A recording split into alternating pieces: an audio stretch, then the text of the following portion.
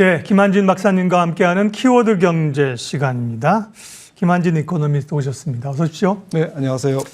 다행스럽게 부채 한도 협상이 하원을 통과했는데요. 그 얘기를 중심으로 얘기하겠습니다. 첫 번째 키워드 보여주십시오. 계속해서 시장을 누르던 요인이고요. 오늘까지도 계속해서 긴장하고 있었는데 부채 협상이 타결됐고요. 이제 다음은 금리 상황을 좀 봐야 되는 상황입니다. 먼저 그 얘기부터 하겠습니다. 부채 한도 상향 합의안이 하원을 통과했는데 상원은 뭐 통과가 유력한 상황이고요. 다행입니다. 평가랄까요? 의미랄까 좀 정리 한번 해주십시오.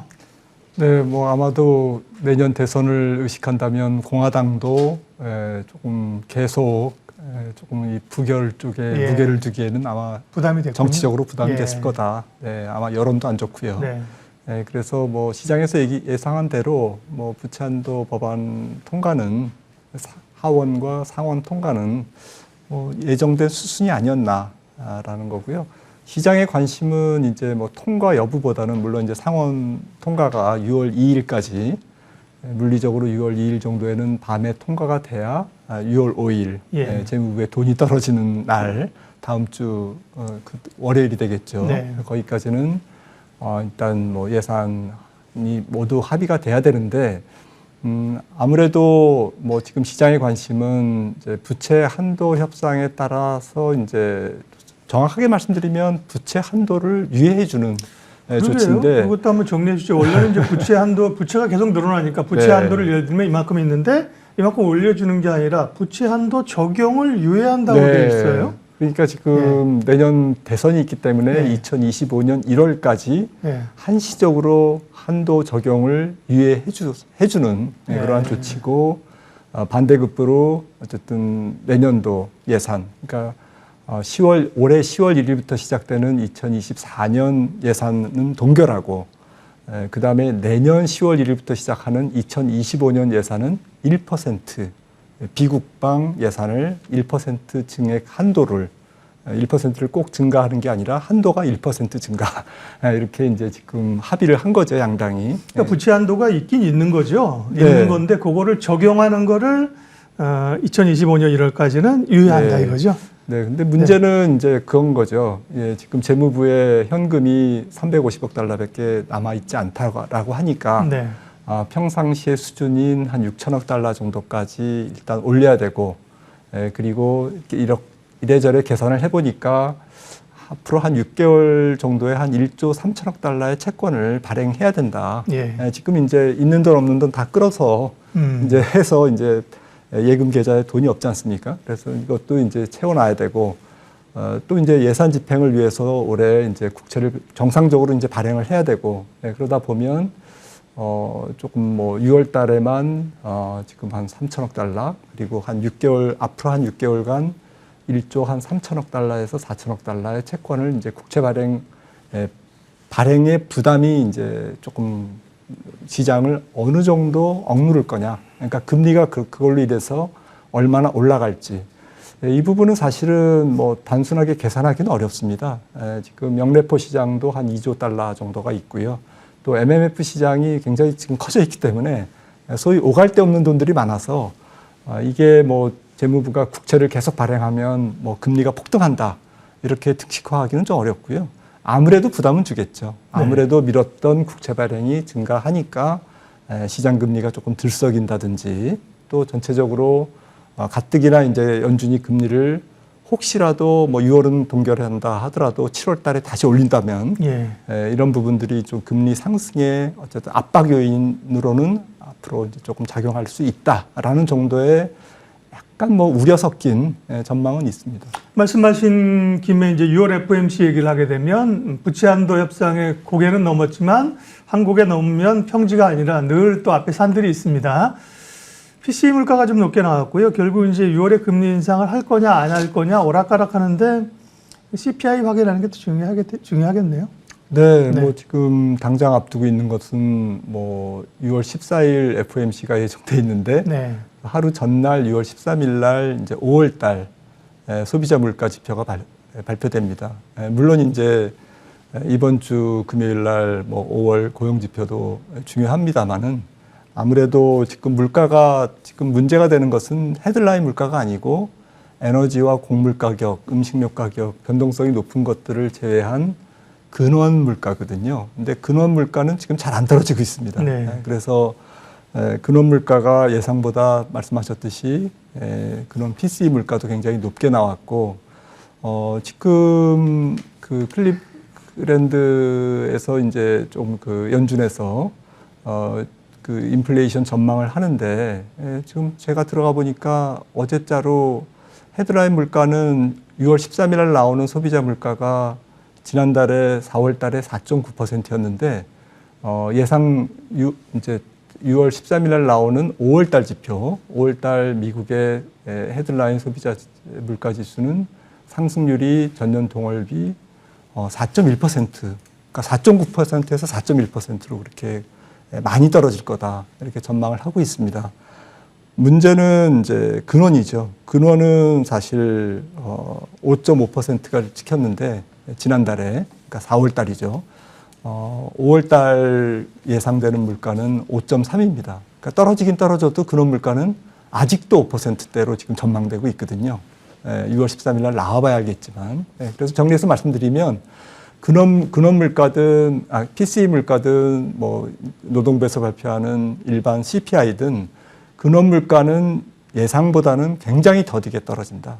그래서 연준의 통화 정책에 아직도 부담을 주고 있다라고 생각을 합니다. 네. 부채 한도 협상 그리고 금리 얘기했고요. 두 번째 김한진 박사님과 이야기할 키워드 확인합니다. 위기 맞은 중국 경제, 국내 경제 영향은 어떨 것이냐. 위기 맞았다기보다는 회복이 굉장히 더딘, 그죠? 예, 그런 상황이죠. 제조업 지표도 5개월 내 최저치고, 간밤에 제가 또 확인했던 건 PMI도 좀 더딘다고 하는데, 이렇게 중국 경제가 생각했던 것만큼 이렇게 안 올라오는 걸까요? 네, 뭐 보복 소비, 뭐 코로나가 물러간 다음에 조금 소비가 폭발적으로 증가할 것으로 봤지만, 네. 아무래도 이제 중국은 산업 생산, 설비 투자 이런 쪽에서 같이 이제 뒷받침이 돼야 경기가 조금 달아오르는데 보복 소비는 물론 일어나고 있지만 전체적으로 이제 제조업단 그리고 생산과 투자 부분에서 조금 소비가 그 경기가 좀 주춤하다 이렇게 정리할 수 있겠습니다. 말씀하셨듯이 PMI가 이제 뭐 중국 PMI는 사람들이 잘 안 보는데요. 네. 48.8 찍었습니다. 5월 달, 지난달 수치가. 그러니까 두 달 연속 기준선인 50 이하에서 지금 움직이고 있을 정도로 제조업 경기가 부진한 상태고요. 올해 전체적으로 수출로 먹고 사는 나라들이 조금 안 좋은 그런 상황인데 중국도 예외가 아닌 것 같습니다. 왜냐하면 전 세계적으로 아직은 조금 공급 과잉 상태거든요. 재화 부분에서. 그리고 특히 중국은 좀 과잉 투자의 후유증이 아직도 있습니다. 국영제 쪽에서. 네. 그래서 좀 전 세계적으로 올해 경기를 이끌어가는 것은 뭐 소비라든지 서비스업 부문에서의 비교역제 부문이지 수출과 투자 또 생산 이런 쪽이 아닌 만큼 중국도 수출 제조국이니까 좀 경기가 조금 주춤하다 이렇게 해석을 할 수가 있겠습니다.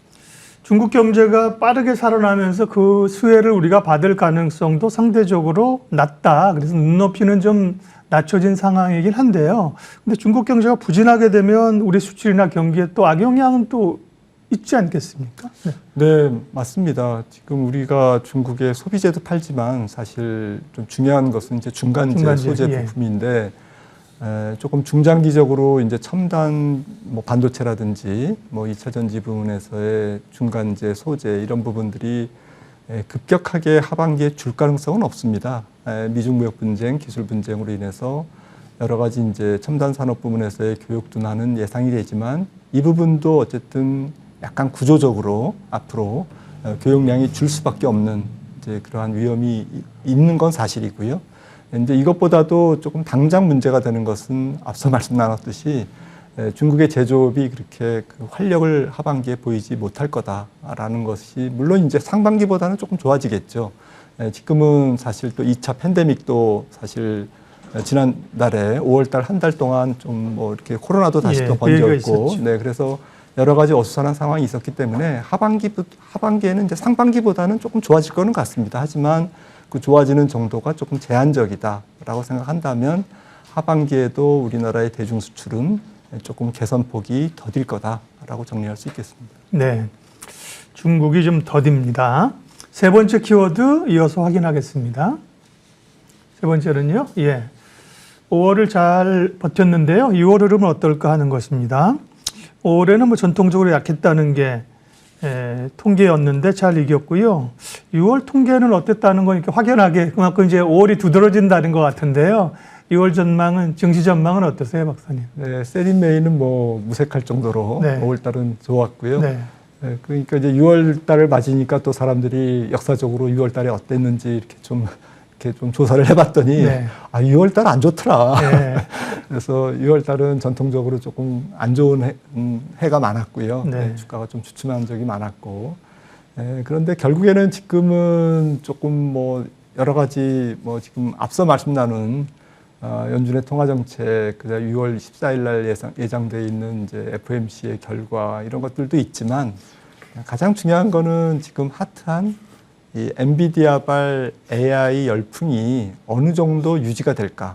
그러니까 뭐 엔비디아가 계속 달리냐 마냐 뭐 이런 것도 중요하지만 엔비디아가 뭐 다른 또 성장주의 바통을 넘겨줘서 뭐 성장주 간의 릴레이의 상승이 이어진다든지 이렇게 되면 이제 투자 심리가 조금 살아가겠죠. 그러니까 투자 심리를 완전히 꺾을 정도의 거시 상황은 아니거든요. 분명한 것은.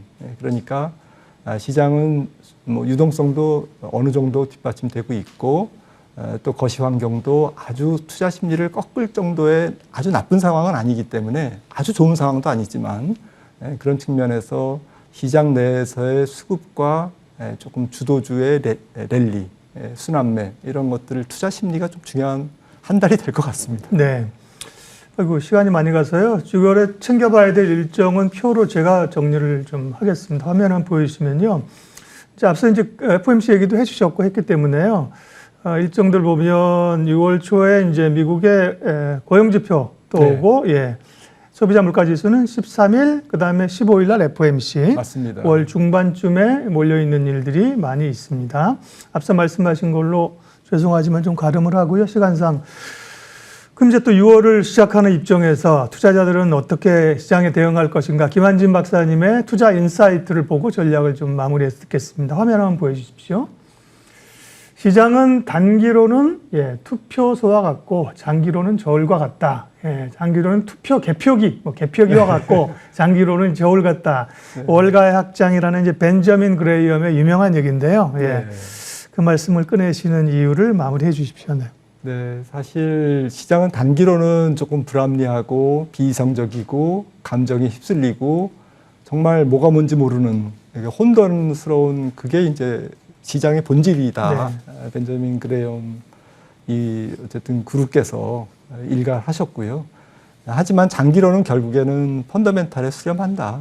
결국은 뭐 기업 이익 좋고 조금 저평가되어 있는 기업들, 종목들 올라간다라는 것이죠. 근데 지금 굉장히 단기적으로 불확실해서 조금 왜 이렇게 시장이 불확실하냐. 시장이 정말 뭐 이렇게 잘 모르겠다라고 생각을 많이 시청자분들이 하실 텐데 시장은 원래 그렇다. 네. 원래 장기적이 불확실하고 또 쏠림도 강하고 또 거품도 있고 수급적인 불균형도 심한 그게 시장이다.